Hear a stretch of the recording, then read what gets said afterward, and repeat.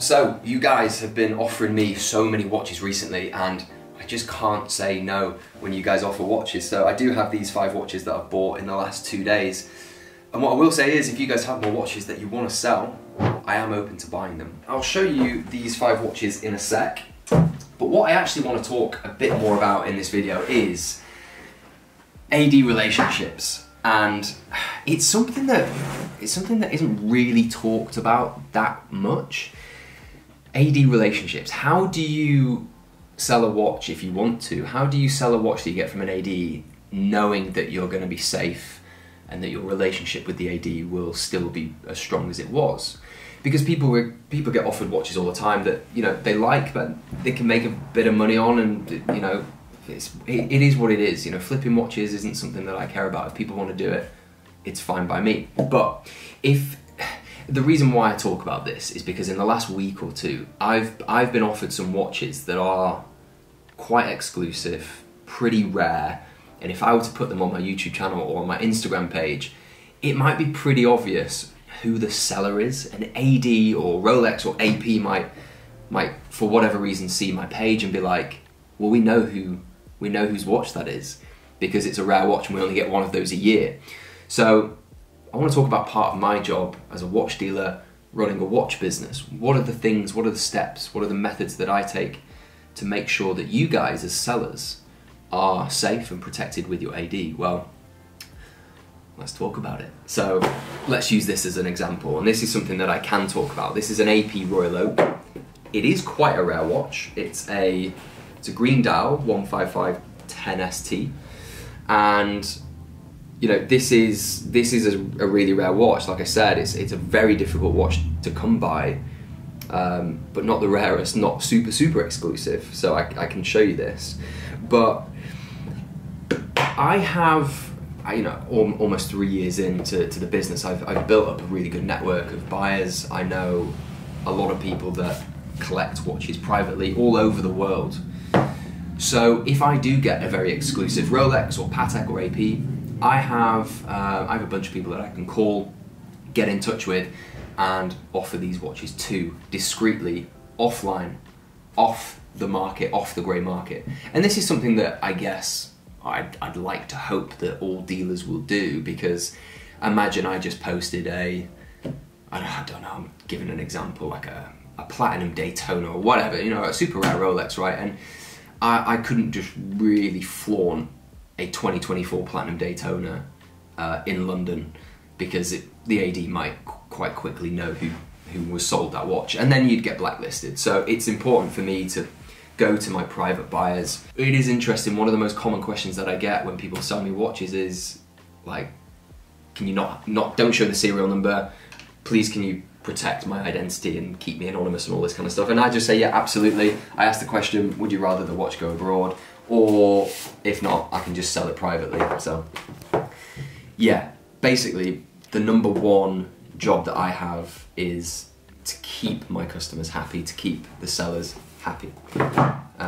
So yeah, so one of the watches was this AP, which is amazing. If you want to see more photos of this watch, it is unworn, but please do check out my website, watchlife.org.uk.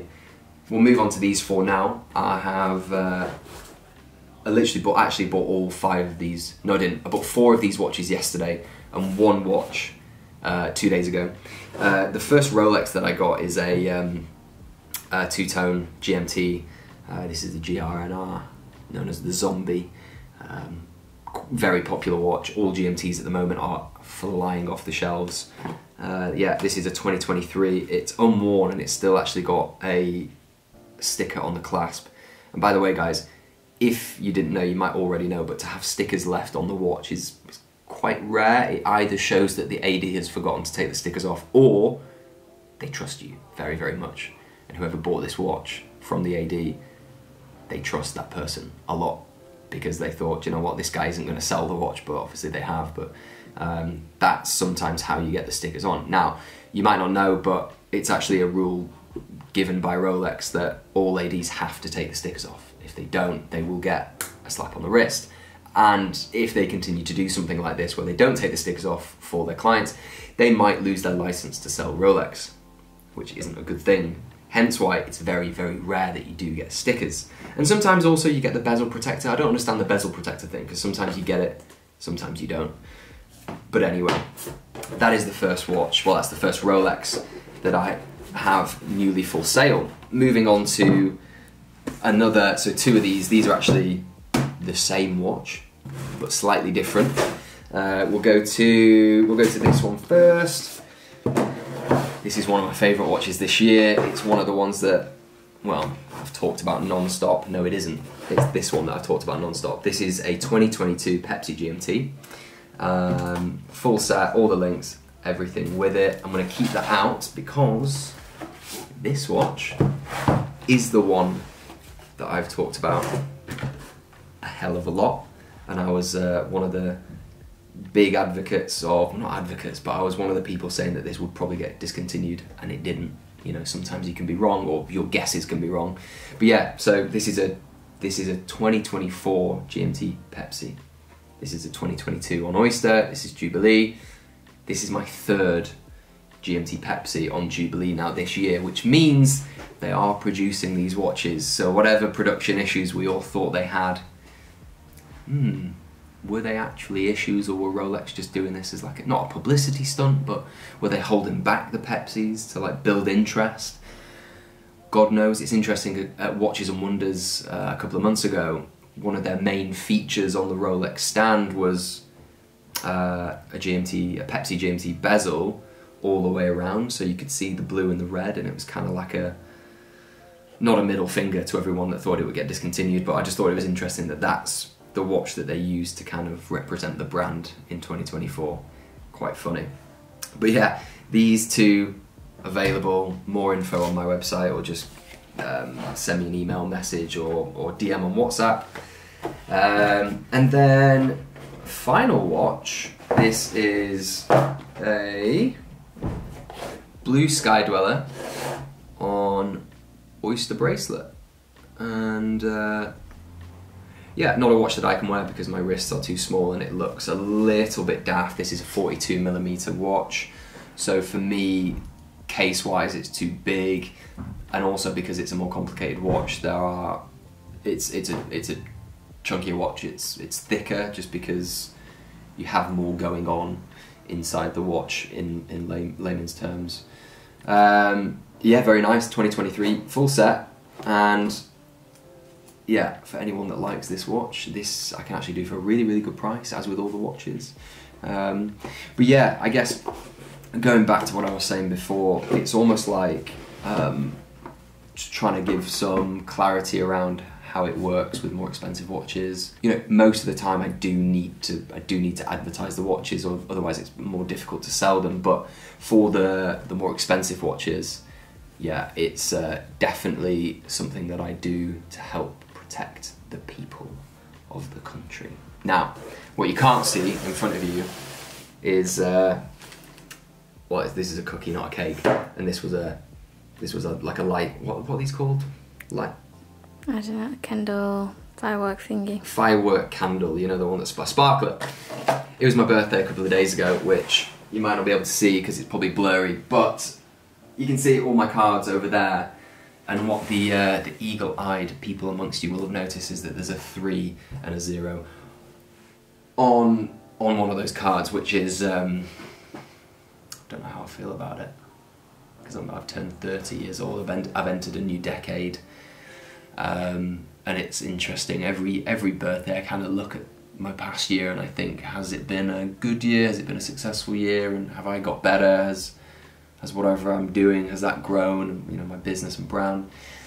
And I can actually say for the last probably like 7-8 years, every single year of my life has got better and better, and that's a pretty cool thing to say.